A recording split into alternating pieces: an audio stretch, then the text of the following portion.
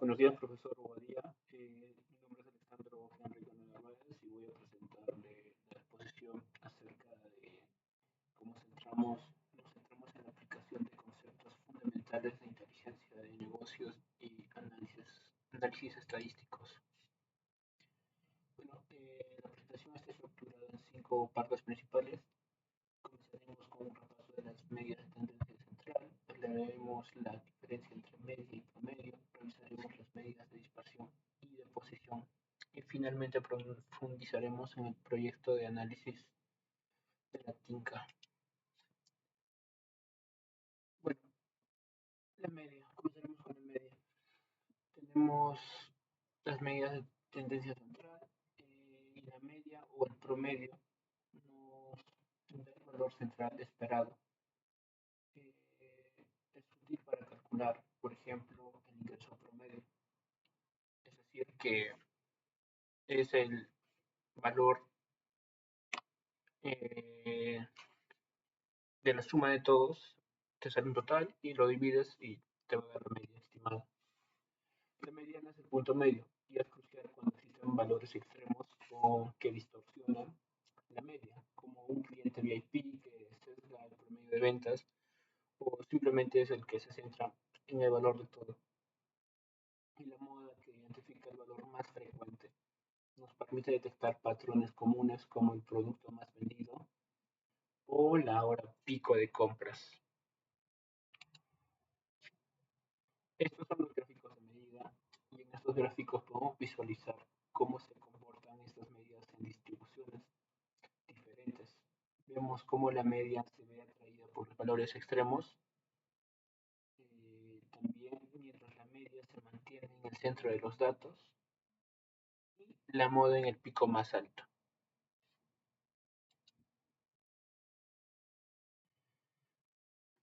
Bueno, es importante aclarar que el promedio no siempre es sinónimo de media aritmética. En este ejemplo, con un valor extremo, la media aritmética es 1110, pero no representa la realidad de la mayoría. La mediana, con un valor de 150, es aquí un promedio más representativo. Bueno, la conclusión clave es que en datos sesgados, la mediana o la moda suelen ser mejores indicadores. Eh, Medidas de dispersión complementarias a las medidas de tendencia, no, complementarias a la medida de tendencia. Tenemos las medidas de dispersión, el rango nos muestra la amplitud,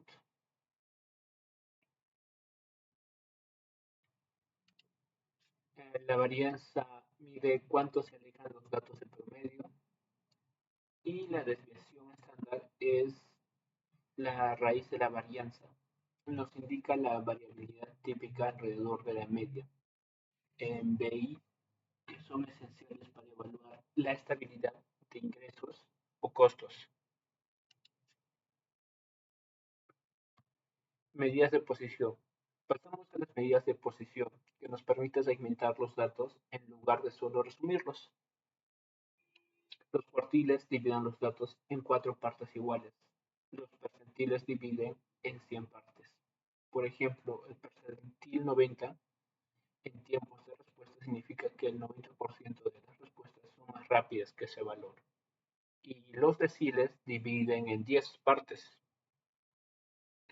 y son muy usados en segmentación de clientes, donde el decil 10 representará el 10% de los clientes más rentables. Bueno, el proyecto. El objetivo del proyecto fue identificar y predecir patrones probabilísticos en los sorteos de la TINCA, reconociendo las diferentes eras de juego para entender cómo factores históricos y socioeconómicos que han influido en los resultados. Y las técnicas específicas, para lograrlo, se aplicaron 4 técnicas principales, que es la segmentación temporal, que esta es lo que hace es dividir la historia en eras significativas. el análisis de cambio estructural. Esta va a usar test el de Show para identificar puntos de quiebre, el análisis de ciclos de largo plazo, aislar patrones que se repiten cada muchos años y la validación cruzada en el tiempo. Esta va a entrenar y validar con bloques de tiempo separados para evitar el data leakage y probar robustez.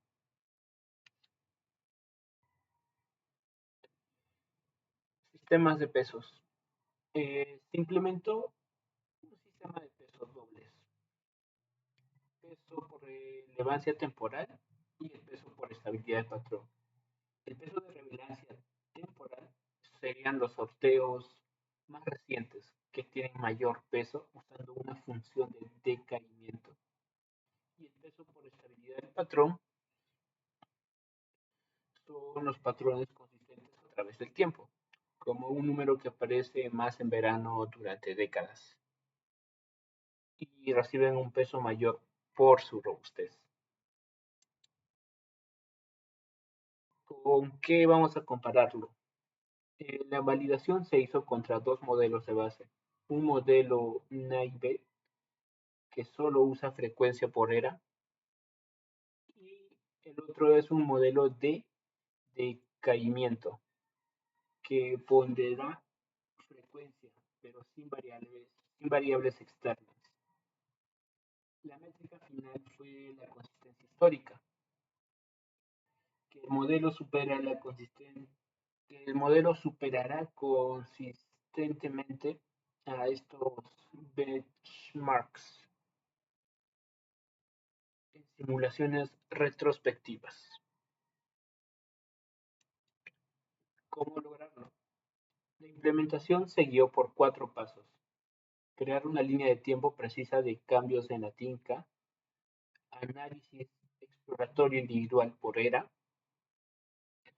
modelado por etapas, expandiendo gradualmente el entrenamiento al pasado y la validación cruzada temporal estricta en todas las pruebas.